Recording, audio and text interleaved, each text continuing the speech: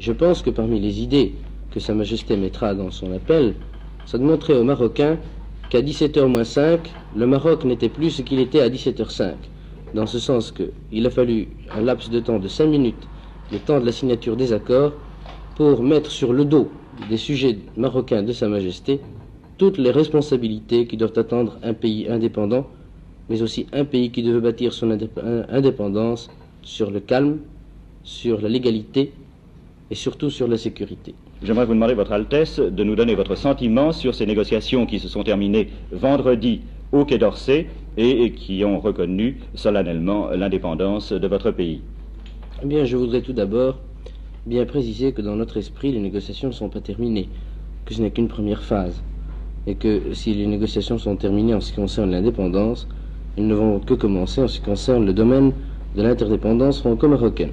À ce sujet-là, je voudrais bien tranquilliser l'opinion publique française et leur dire que nous ne comptons pas, maintenant que nous avons notre indépendance, laisser traîner ces négociations d'interdépendance. Je voudrais qu'ils aient entière confiance dans ce domaine-là. En ce qui concerne l'indépendance du Maroc, j'estime que pour Sa Majesté le Sultan et pour son peuple, et surtout pour le souverain, c'est là la plus belle consécration de 28 années d'efforts qui fait que les Marocains et mon père à leur tête, s'ils ont tout sacrifié pour obtenir le bien suprême de la liberté, eh bien, ils n'ont pas sacrifié pour rien, et qu'heureusement aujourd'hui, ils sont en train de cueillir les fruits de leur dur labeur. Et puis je vous demandais quelle a été l'attitude des négociateurs français tout au long de cette première phase des négociations. Et l'attitude des négociateurs français a répondu parfaitement à ce que les Marocains attendaient d'eux, à ce que les négociateurs marocains attendaient d'eux, et surtout aux espoirs que Sa Majesté le Sultan avait placés en eux.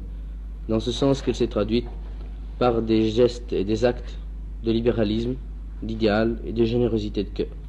À ce sujet-là, je voudrais au nom de Sa Majesté rendre hommage à l'esprit de conciliation, à l'esprit de courage, d'audace et de sagesse dont ont fait preuve les négociateurs français en face des nôtres. Et désormais, quelle sera la position de nos compatriotes installés au Maroc ?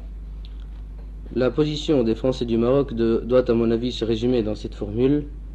Il n'est pas question pour eux de partir, mais il est question pour nous de repartir ensemble sur de nouvelles bases. Et aujourd'hui que le Maroc est indépendant, il donnera certainement, avec beaucoup plus de générosité, ce qu'il considère comme étant le bien suprême des habitants du Maroc, les garanties de la personne, de la famille, des biens, des libertés et du statut personnel.